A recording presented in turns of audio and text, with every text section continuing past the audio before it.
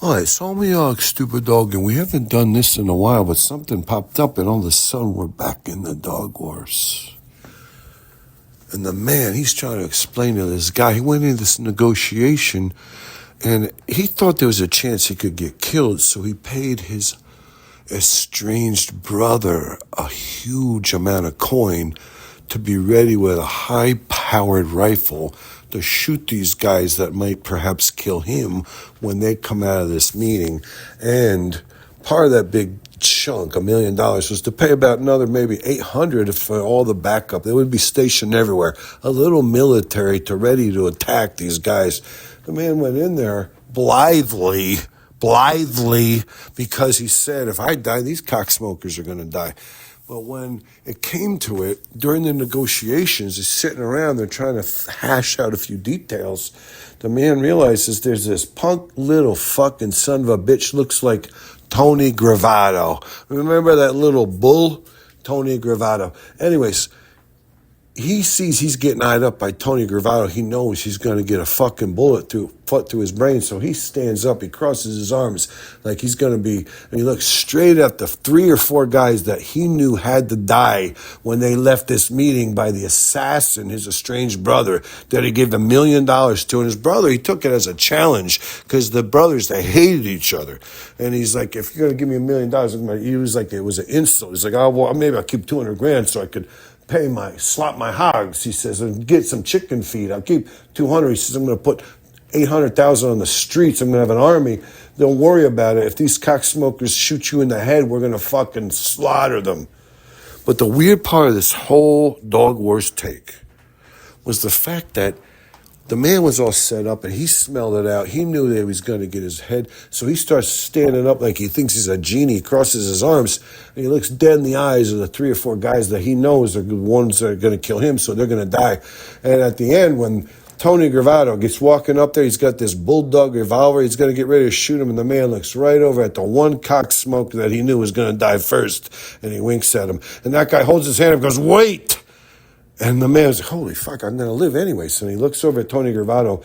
Tony Gravado pulls out this fucking nickel-plated bulldog revolver. He starts approaching the man's noggin. And, the other guy's like, ooh. And they put a kibosh on the whole thing. But the man, he gets all indignant. He knows he just saved his ass. He's not worried about it. And he looks over at Tony Gravado and he winks at him like, you cocksmoker are going to be the tax. You're on my fee to walk out of here alive, and everybody in here is going to have to die is going to be Tony Gravado. And I don't know what I'm going to do with him. But anyways, the man makes this big presentation. He looks around at everybody and says, and he stops and he looks over at Tony and he's like, let me see the fucking, and he waves him over. He takes, and Tony Gravado comes up. He disarms himself right to the man. The man takes the revolver and he starts like being like a little bit gay or whatever with it. He's like stroking the revolver. He's making this phallic whole situation out of the revolver. And everybody's like, God, this is disgusting. But the man's holding the attention of the room because he knows everybody can still die. He has the army out there that they paid $800,000 cash to be able to descend on and slaughter everybody in the event that he gets killed, he dies. So he's like, oh, fuck it. The man's getting old enough. He's like, fuck it. If I die tonight, maybe I go out in glory. They'll remember me a little bit. So he's not that worried. He takes that revolver and he starts caressing it all over Tony Gravado's face. And before Tony handed over his revolver, he clicked the safety on. And the man couldn't believe he would take the time to click the safety on. So he's nuzzling under his chin. He holds it at his temple. He teases his lips with it. He holds it right up his ear, and he's going to blast a little chunk of the side of his head off. Mostly it'll be a burn. It'll be like a carbon burn from the muzzle, the flash of the muzzle at the bulldog revolver. Anyways, he clicks it. It doesn't click. It does. He quivers there was no click. Everybody thought they heard a click. It was he quivered a little bit. The man was like, oh, I couldn't pull the trigger. You have to safety down. And he says, this is mine now, the man says. He says, get over there. And Tony doesn't move. He's like, the man starts waving behind like, you're part of my posse now. You're the tax. You're the price for me to walk out of here alive, and we all get to stay alive. And he doesn't quite get it. Tony starts throwing at his chin. The man looks around at the room. He says, tell this little fucking nigger to get over there behind me. I own this cocksmoker now. And Tony Gravado, all of a sudden he knows he just doesn't want to happen. So the man turns around because Tony's like, holy fuck, they're going to take me, they're going to torture me, they're going to kill me. And he says, the man looks right at Tony Gravado. He says, "You're going to live, okay, this time.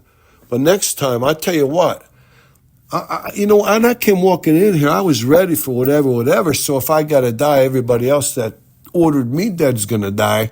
But now I see it a little differently because when I did that, I thought I was wasting my money. I paid a fucking $1 million cash to make sure I could walk in and out of here alive, or at least I had an insurance policy that if I fucking die, you're going to fucking die." And he's looking dead in the eyes of them 3 or 4 captains or the higher ups that were in charge of killing him at that meeting.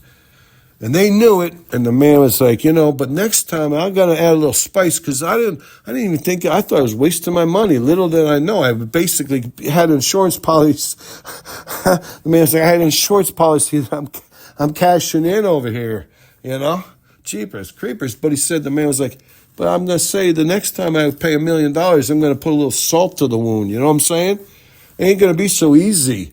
Believe me, if I get killed, I was just going to kill you guys mercifully, quickly. I was going to have you assassinated with a high-powered rifle. We're going to fucking take you and we're going to, this, that, and the other thing. It's going to end in a torturous, horrifying thing. If you blow my brains out, believe me, I won't know it. But you're going to pay with your balls. I'll make your fucking firstborn son eat your fucking raw balls after I chop them off your fucking living corpse, you cocksmokers. And everybody's like, "Ooh," and Tony Gravado was shrinking, and then the man was like, "This is a bunch of bullshit. I paid $1 million fucking dollars to live today." He's like, the man was like, "This is a fucked up thing," but everybody's like, "Hey, God bless, thank God it didn't come to it," you know what I mean?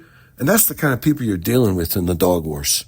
When you get involved with the dog wars, you better take 80% of your money and lay it back for a time when you're going to have to go to, the dog wars. The dog wars are the dog wars.